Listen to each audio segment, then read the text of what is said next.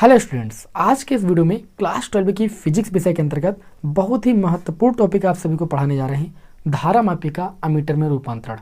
कहने को तो बहुत ही ये सरल टॉपिक है, लेकिन इससे संबंधित प्रैक्टिकल एग्जाम में कई सारे क्वेश्चन पूछे जाते हैं, ठीक है। और आपके बोर्ड एग्जाम में भी ये प्रश्न आता है। तो चलिए इस छोटे से वीडियो के माध्यम से आप सभी लोगों को संपूर्ण जानकारी उपलब्ध कराते हैं, ठीक है ना। ये वीडियो उम्मीद करते हैं आप सभी को बहुत ज़्यादा पसंद आएगा, तो वीडियो को एक बार अंत तक देख लीजिएगा, उसके बाद हमें कमेंट करके बताइएगा कि कैसा लगा। सबसे पहले यहाँ पर आपको हम ये बता देते हैं कि हम इस वीडियो में सीखने वाले हैं कि धारामापी का अमीटर में रूपांतरण कैसे किया जाता है, और धारामापी को अमीटर में हम बदलते क्यों हैं, क्या कारण है भाई, ये जानना जरूरी है ना। धारामापी से हम क्या परिपथ में पता लगाते हैं और अमीटर से परिपथ में क्या पता लगाते हैं।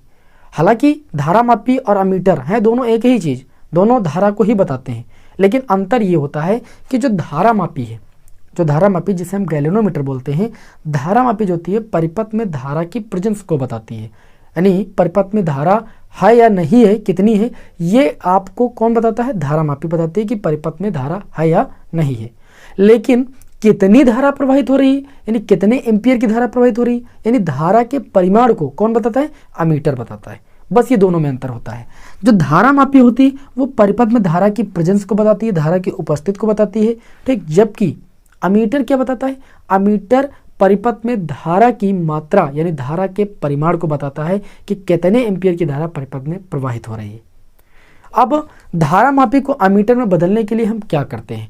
धारामापी को अमीटर में बदलने के लिए यहाँ पर एक हम सबसे पहले आपके समक्ष धारामापी बना देते हैं। ये मैंने धारामापी बना दिया, और इस धारामापी का जो प्रतिरोध है उसको कैपिटल जी से मैंने प्रदर्शित कर दिया, ठीक। धारामापी के यहाँ पर हम पहले दो सिरे बना देते हैं। इस धारामापी को किस में बदलने के लिए, अमीटर में बदलने के लिए हम क्या करते हैं, इसके समांतर क्रम में एक जो है निम्न प्रतिरोध, इस निम्न प्रतिरोध को हम शंट बोलते हैं। क्या बोलते हैं भाई, शंट बोलते हैं। इस निम्न प्रतिरोध शंट को हम क्या करते हैं, जब धारामापी के समांतर क्रम में लगा देते हैं तो जो ये हमारा पूरा परिपथ है ये एक अमीटर की भांति कार्य करने लगता है, यानी ये आपका एक अमीटर बन जाता है। देखिए कितना आसान हो गया आपका, ठीक। यानी धारामापी को अमीटर में बदलने के लिए हम क्या करते हैं, धारामापी के समांतर क्रम में एक निम्न प्रतिरोध जिसे हम शंट बोलते हैं उसको संयोजित कर देते हैं। इस प्रकार ये धारामापी अमीटर की भांति कार्य करने लगती है और ये बताने लगती है कि परिपथ में कितने एम्पियर की धारा प्रवाहित हो रही है, ठीक। मान लेते हैं कि जो ये आपका परिपथ है, ठीक, इसमें प्रवाहित धारा आपकी कुल जो प्रवाहित धारा है वो आपकी आई है। जब ये धारा इस संधि पर आती है, इस बिंदु पर आती है, तो ये दो भागों में बढ़ जाती है। यहाँ पर जो धारा इधर जाती है गैल्वेनोमीटर में यानी धारामापी में, मान लेते हैं वो आपकी IG जाती है। तो टोटल धारा आई थी, अगर IG धारा इधर निकल गई तो बची हुई धारा यानी I माइनस IG जो धारा हो जाएगी वो हमारी निम्न प्रतिरोध यानी शंट में प्रवाहित होती है। आप ऐसे ही सोच लीजिए कि यहाँ से अगर आप 10 एम्पियर की धारा टोटल प्रवाहित कर रहे हो तो ये जैसे संधि पर आती है तो थोड़ी इधर जाएगी, थोड़ी इधर जाएगी। अब मैं मान लेता हूं कि उधर अगर 3 एम्पियर की धारा जा रही तो आप इधर कितनी बताओगे, इधर आप 7 बता दोगे। तो 7 कैसे आपने बताया, इस कुल धारा से इस धारा को घटाया तभी तो आपने 7 बताया। तो मैंने यहाँ पर जो बची हुई धारा थी वो कुल धारा से इस धारा को घटाया, तो जो बची हुई धारा थी वो इधर आ गई, निकल गई, ठीक। इसलिए यहाँ पर मैंने I माइनस IG लिख दिया। इतनी बात समझ पा रहे हो ना। तो यहाँ पर आप क्या बताओगे, देखिए आप कहोगे मानव परिपथ में कुल धारा I है और गैल्वेनोमीटर यानी धारामापी में जो प्रवाहित धारा है वो IG है, और शंट अज्ञात जो आपका यहाँ पर देखते हैं निम्न प्रतिरोध है, अज्ञात नहीं निम्न प्रतिरोध है, उसमें जो प्रवाहित धारा है वो I माइनस IG है। चूँकि यहाँ पर एक चीज़ आपको और देखने को मिल रही है कि जो ये आपकी धारामापी है और जो ये आपका शंट है ये दोनों आपके किस क्रम में, समांतर क्रम में। और समांतर क्रम में मैंने आपको कई बार बताया है कि विभवांतर का मान समान होता है।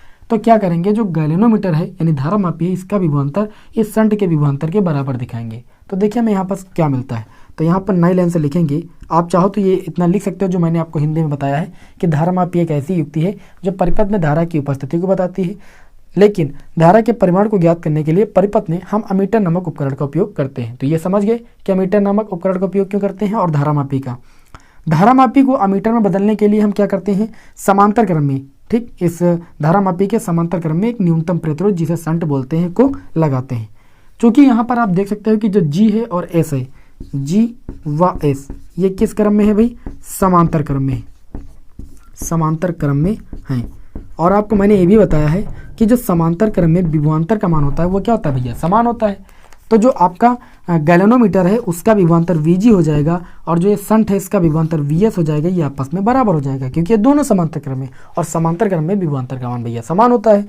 तो देखिए Vg जो विभवांतर होता है ओम के नियम से वो धारा और गुणे प्रतिरोध के बराबर होता है भाई। तो यहाँ पर देखिए गैल्वेनोमीटर का अगर विभवांतर निकालेंगे तो गैल्वेनोमीटर का प्रतिरोध कैपिटल G है और प्रवाहित धारा Ig है, तो ये प्रवाहित धारा Ig हो जाएगा। और यहाँ पर अगर हम बात करें तो गैल्वेनोमीटर का जो प्रतिरोध है वो कैपिटल G है।